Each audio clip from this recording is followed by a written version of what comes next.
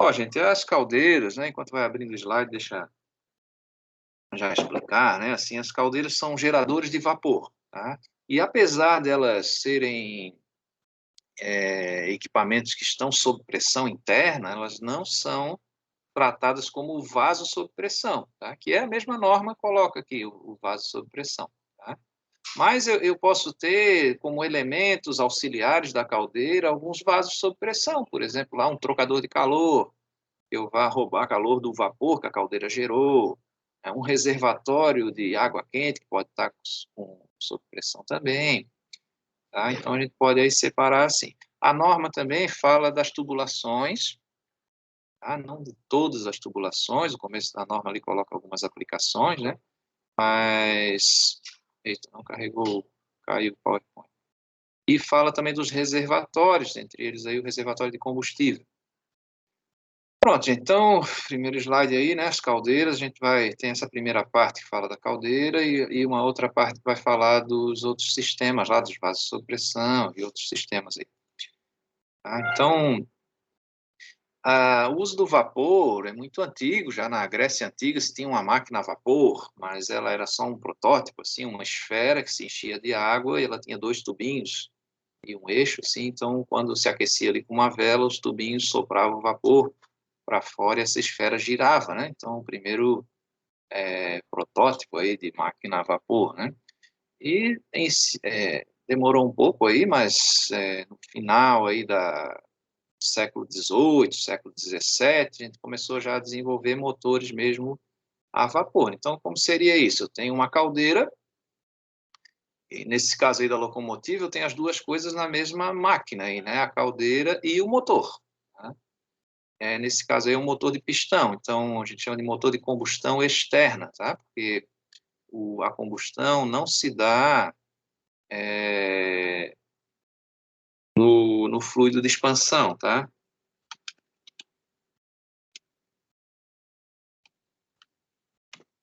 Então, como motor de combustão externa. Combustão interna, então, por exemplo, motor a gasolina, eu queimo a gasolina e a própria expansão da gasolina faz movimentar minhas peças para converter essa energia química e térmica aí, energia química em energia térmica e a energia térmica de expansão aí em energia mecânica, né? Então, aqui a gente tem os pistões na roda do trem aí, da locomotiva, e existe um mecanismo de Watt, né? Watt, um grande cientista aí da área tecnológica aí, que inventou essa inversão. Então, o pistão sopra vapor de um lado do pistão, ele vai, depois ele inverte, sopra do outro lado, ele volta, né? Então, isso vai girar as rodas, normalmente as últimas rodas aí da locomotiva. Tá? É claro que eu tinha que carregar também o combustível, em um vagão, o primeiro vagão atrás da locomotiva é o vagão de carvão, e eu tinha que estar alimentando, nesse caso aí, carvão vegetal.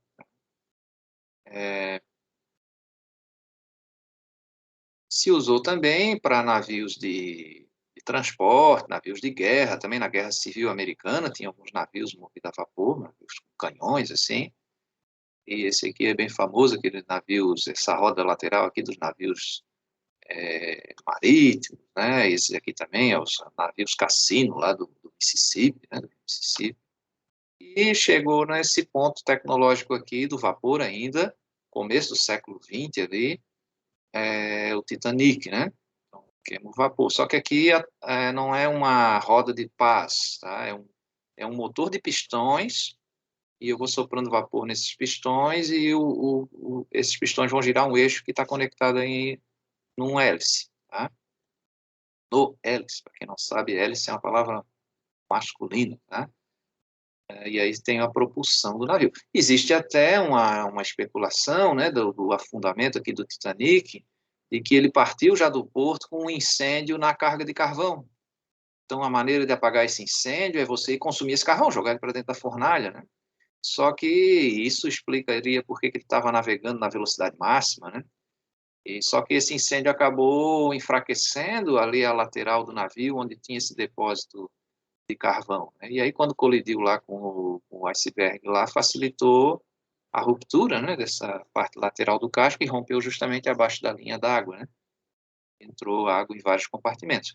No filme, vocês podem assistir ali uma cena de que está baixando umas comportas, assim, para tentar isolar esses compartimentos, né? E aí acaba matando primeiro os camaradas que estão trabalhando lá na caldeira, né? Furando o navio. Tá? Mas se usou muito o navio a vapor, e aí com o desenvolvimento do motor a diesel, os navios foram se convertendo para motores a diesel e também as locomotivas. Tá? A gente tinha até pouco tempo aqui em Natal ainda locomotivas a diesel, e, se eu não me engano, agora substituíram pelo VLT, né, o veículo leve sobre trilhos, que aí é elétrico. Também se tentou fazer o automóvel a vapor, tá? Como tinha uma boa energia de propulsão aí, se tinha combustível disponível, né? Mas qual foi o problema aqui? Ele acaba sendo muito pesado para se mover com rodas, assim, num trem funciona melhor, uma embarcação funciona melhor também, mas para o automóvel não foi um grande sucesso. Mesmo assim, se teve lá um registro de um deslocamento desse automóvel aí a vapor, né? E, ironicamente, né, os primeiros automóveis aí, as primeiras tentativas foram com motores elétricos, aí já no começo do século XX, a gente já tinha um desenvolvimento da eletricidade, só que as baterias ainda eram muito ruins, né?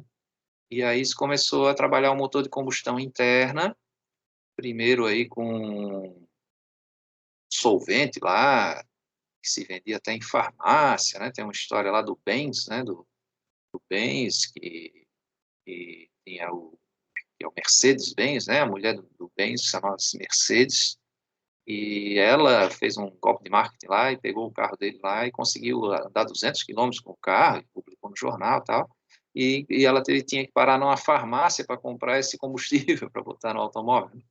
Diz que essa farmácia foi o primeiro posto de combustível. E depois o Henry Ford começou a desenvolver com motor a álcool, a etanol, e finalmente aí sobre o pedido aí do magnata do petróleo, que era o fugiu aqui, Rockefeller, né? O Rockefeller pediu para o Ford desenvolver um motor que queimasse a nafta, que era o resíduo do refino do querosene, né? Na época se usava o querosene para iluminação, mas com a chegada da eletricidade essa demanda ia cair e o Rockefeller teve a ideia de vender a gasolina, né? Então, e depois o Ford massificou aí a produção de automóveis com motor a gasolina, o modelo T, né? E essas caldeiras, então, elas não têm o uso direto, assim, ela vai gerar vapor que eu vou usar em pontos de consumo. Como, por exemplo, esse equipamento da esquerda aí, a máquina, né? Se lembrem aí da NR12, né? Porque ele não tem como... A locomotiva é uma máquina, né? Mas aqui, ó, é um equipamento a vapor, porque ele não está, o produto final não é força. Tá? Na locomotiva, sim. Então, esse é um panelão de cocção, a gente cozinha arroz, feijão, batata, então eu consigo botar 100 quilos de alimento aí nesse panelão, e ele tem uma parede dupla, por dentro dessa parede circula o vapor mesmo, saturado seco, e esse vapor ele recircula, ele vai voltar para a caldeira. Claro que à medida que eu vou resfriando, o vapor ele vai condensando, vai virando água novamente, né? Mas é uma água especial, porque ela é tratada, e ela também tem energia, ainda está quente, né? Então, vou mandá-la de volta para a caldeira. Tá? Ali tem também uma autoclave ali para esterilização de instrumentos hospitalares. A gente pode usar para aquecer água, que vai ser usada em chuveiros, para máquinas de lavanderia, máquinas para a indústria de alimentos também, aí, de processamento de alimentos, como, por exemplo, aí os laticínios, né, o processo de pasteurização aí do leite, é feito a vapor. Inclusive, o IF tem uma unidade aqui que tem um laboratório grande de laticínios, que é ali em Currais Novos, né? Na verdade, foi doada lá uma cooperativa, uma tentativa que o governo do município lá, a prefeitura fez de desenvolver uma cooperativa de laticínio, mas não deu certo, acabou doando esses equipamentos para o IF. Então, a gente tem um laboratório grande lá de produção de queijo, de leite, e usa o vapor. Lá a gente tem uma caldeira, daqui a pouco eu vou mostrar uma foto para vocês. Então, imaginando aqui uma panela de pressão, essa panela de pressão, já vou dizer para vocês que ela não se enquadra na NR13, tá? Porque a pressão e o volume dela não vão dar o enquadramento lá, a pressão de trabalho não vai me exigir. Então, não se preocupe em querer dar um treinamento de NR13 aí para sua mãe, né, para usar a panela de pressão. Mas se lembre que isso é um equipamento. Então, lá pela NR12, teria que ter, sim, um treinamento.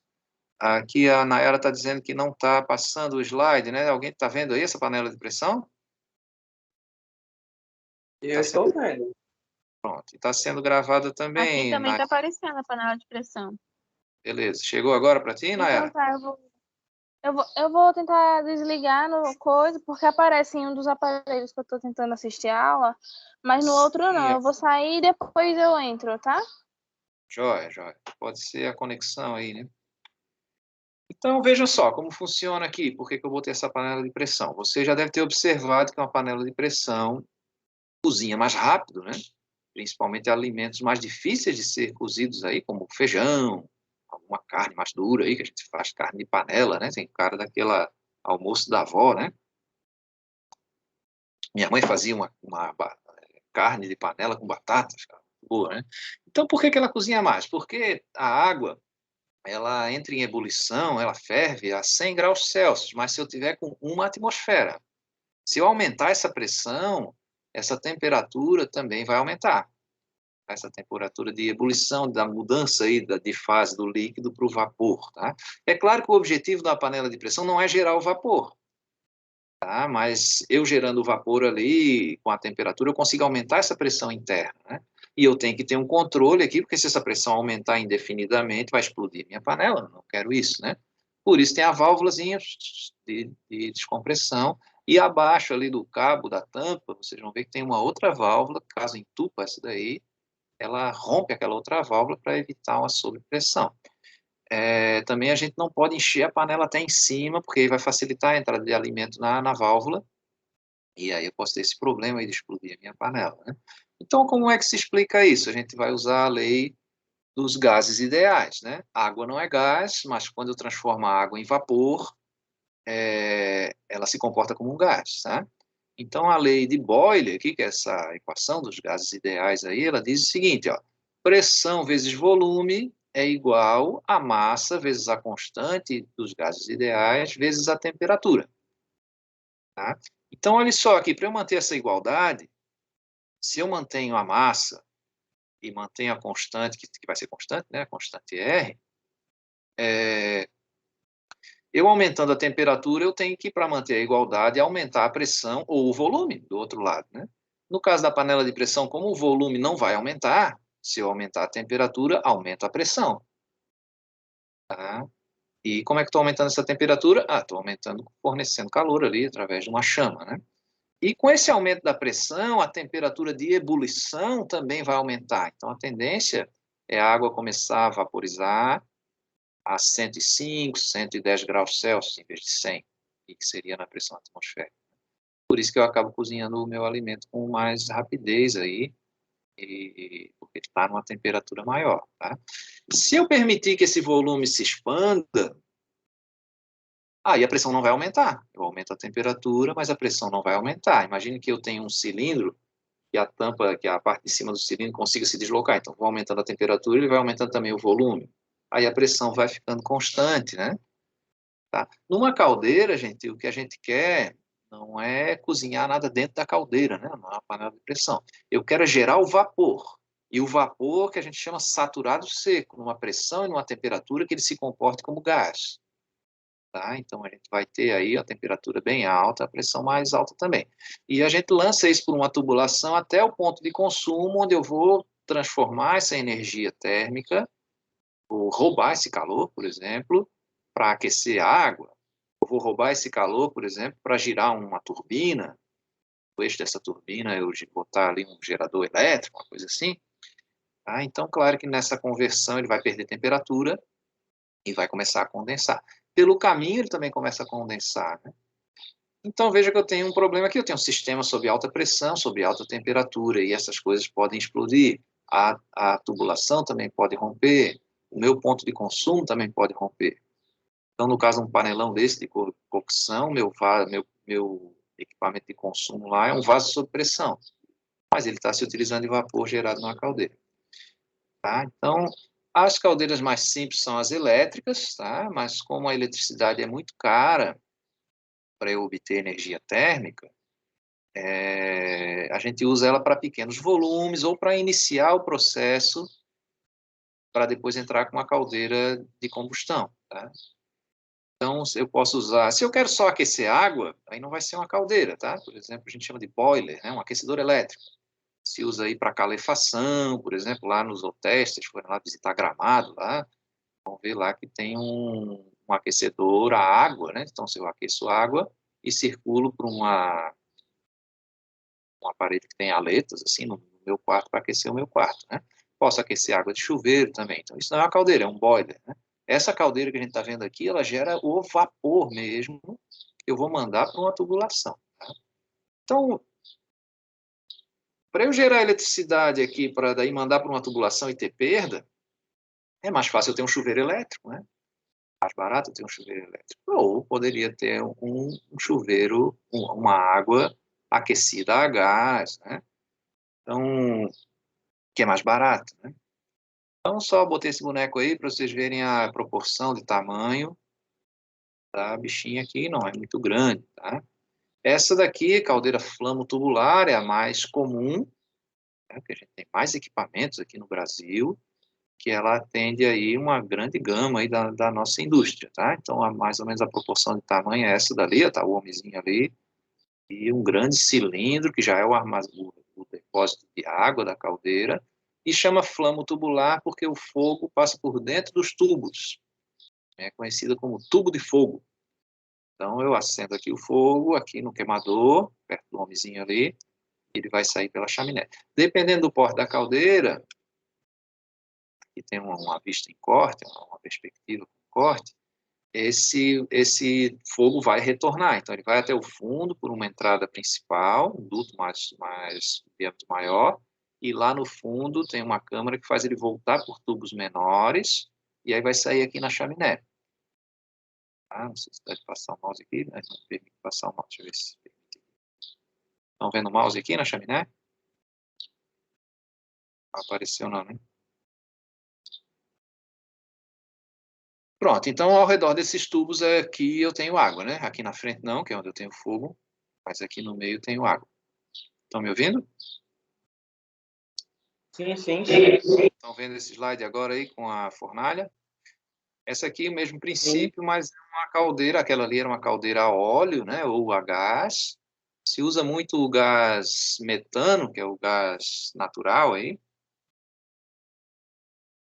O mesmo gás que a gente usa em automóvel, né? Então tem que ter, mas eu tenho que ter tubulação. Se tiver uma rede que passa na minha empresa, é mais vantajoso eu adaptar minha caldeira para o gás.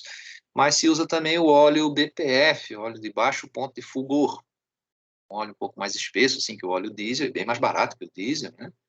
Dá para usar o diesel também, como a gente usa em locomotivas, mas é mais caro, né? E eu posso usar a famosa biomassa, lenha, carvão, bagaço de cana, lixo, dá para usar lixo aí, tá? Mas é claro que aí eu tenho que ter o controle para a caldeira aqui, eu vou ter que ter um controle de manutenção sobre a corrosão desses tubos, né?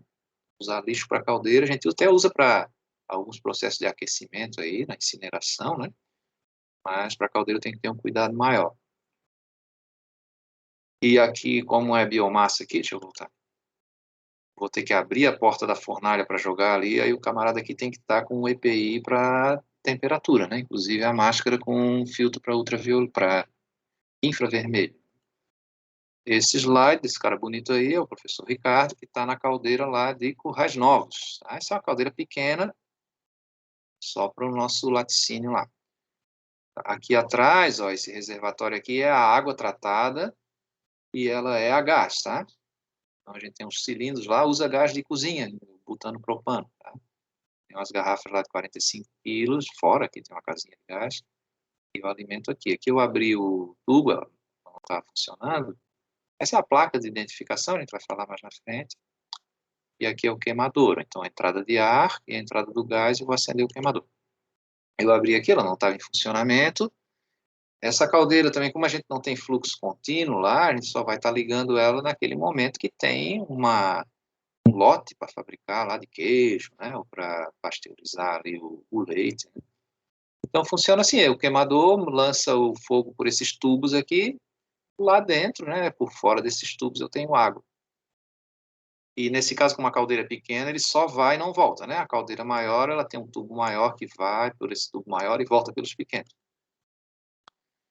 E eu tenho ainda, além da elétrica e da flamo-tubular, eu tenho essa outra aqui, que é a tubo de água.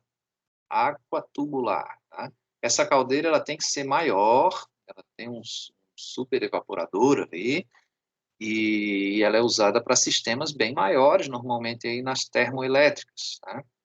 Se lembrem que existem vários tipos de termoelétrica. Por exemplo, existe a termoelétrica a diesel. Você vai queimar diesel em motores a diesel, tamanho de motor de caminhão, assim, vários. A gente tem uma aqui na divisa de Parnamirim com Macaíba, e aí esses motores já estão acoplados em geradores, né? Mas essa daqui, não, essa daqui ela vai gerar vapor, para esse vapor tocar uma turbina a vapor. Existe uma outra categoria ainda, eu tenho uma turbina a gás. Como é uma turbina de avião, só que ela não vai ter os elementos de propulsão, só de giro mesmo, que é a usina aqui da Termoaçu. Tá? Então, você queima gás dentro da turbina e esse gás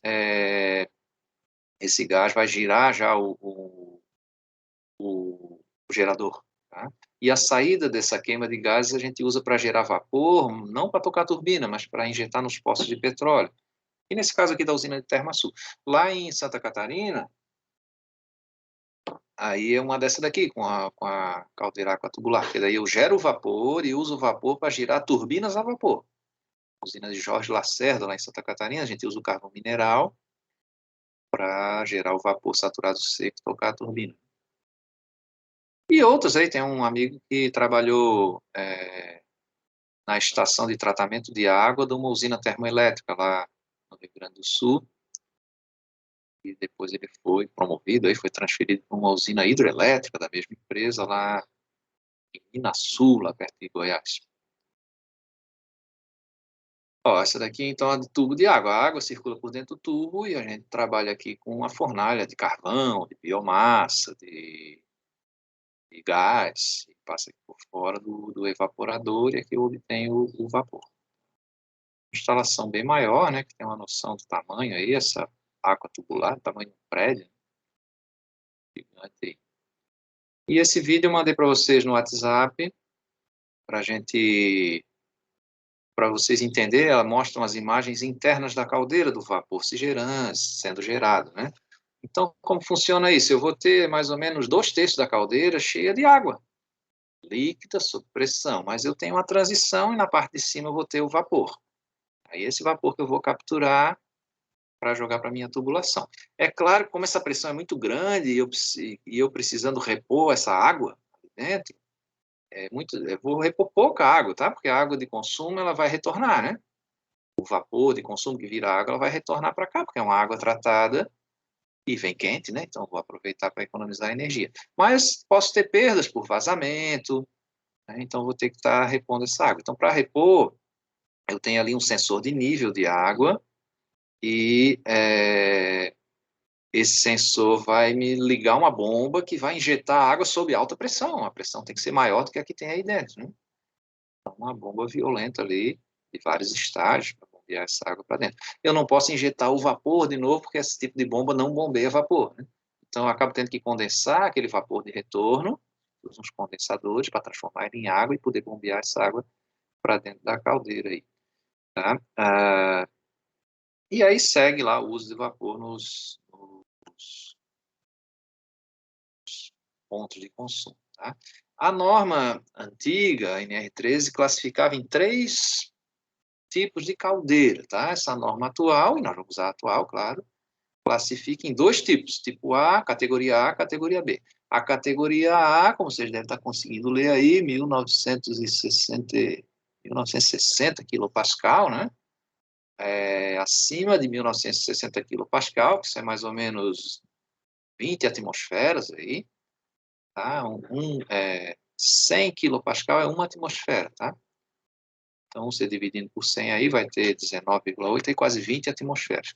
Então, acima de 20 atmosferas, e se ela tiver um reservatório maior do que 100 litros, que é muito comum em caldeira, tem mais de 100 litros, vai ser uma caldeira A. Se for mais baixa essa pressão, entre 1960 460 quilopascal. Tá? Pascal é Newton por metro quadrado, tá? E o quilo aí é 1000, né? Newton por metro quadrado é a unidade internacional de pressão. A gente acaba usando o quilopascal aí para cortar os 3 zeros ali e poder trabalhar. Em algumas situações a gente usa o megapascal também e corta 6 zeros. Né? E então essa seria a categoria B. E as outras, né? As outras não se enquadram na NR13. Aí eu vou tratar elas como equipamento térmico, lá pela NR12. Fantástico, chegando a hora do intervalo. Importante aqui, gente, a gente ter um controle da pressão máxima de trabalho admissível. Então, a caldeira é projetada com uma pressão de ruptura e a minha pressão de trabalho máxima tem que estar abaixo dessa pressão de ruptura. Então, com segurança, se usa bem abaixo, né? E eu vou ter que ter dispositivos que desliguem a caldeira ou que aliviem essa pressão se eu chegar nessa PMTA. Já vou mostrar aqui a válvula, daqui a pouquinho, depois do intervalo, já mostra a válvula. Ele tem que ter também manutenções e inspeções. Essa inspeção não é a inspeção do técnico de segurança do trabalho. Essa inspeção é a inspeção do profissional habilitado. Normalmente aqui o engenheiro mecânico ou o engenheiro naval.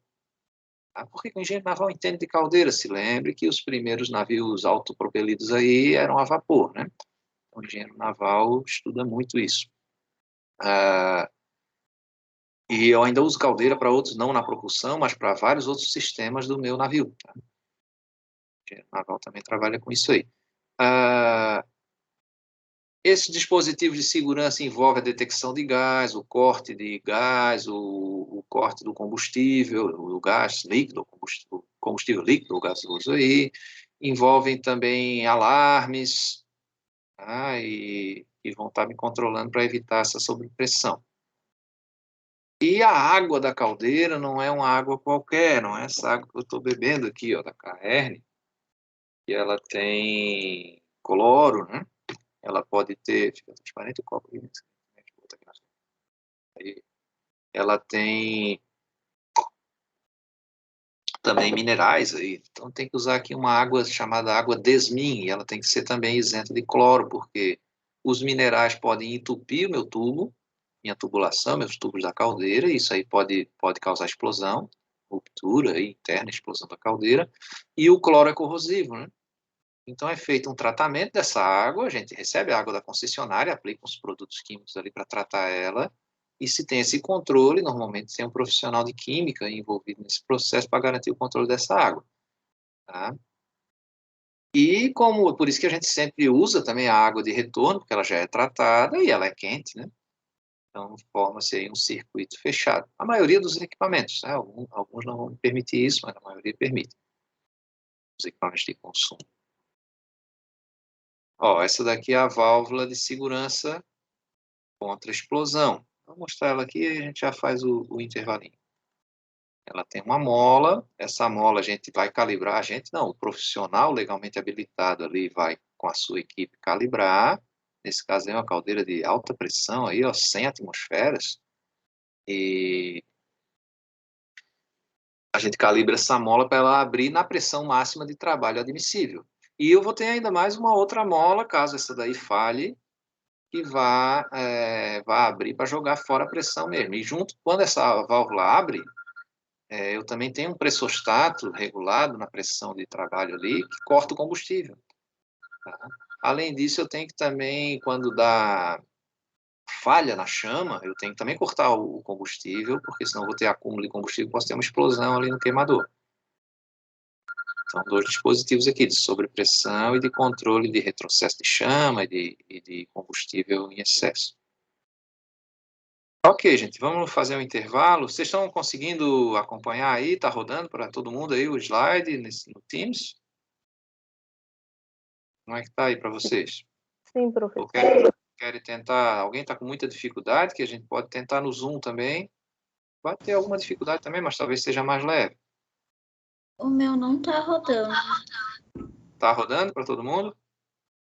Quem não está conseguindo, se manifeste aí. Tiffany. Eu não estou conseguindo acompanhar. Tiffany não está conseguindo o quê? Ver o slide? Não, eu vejo, só que quando se eu mudo, para mim não passa. eu tenho que estar passando lá embaixo. E agora Eu tu já tá saí vendo... e entrei, mas não tá dando certo. Pronto, vamos tentar no Zoom, então. Vamos fazer um intervalo agora de 15 minutos e eu vou gerar outro link e mando para vocês no WhatsApp, tá? Vamos tentar o Zoom, quem sabe fique mais leve aí, para quem está com a conexão com menos velocidade, tá? Então, bora aí, intervalo de 15 minutos.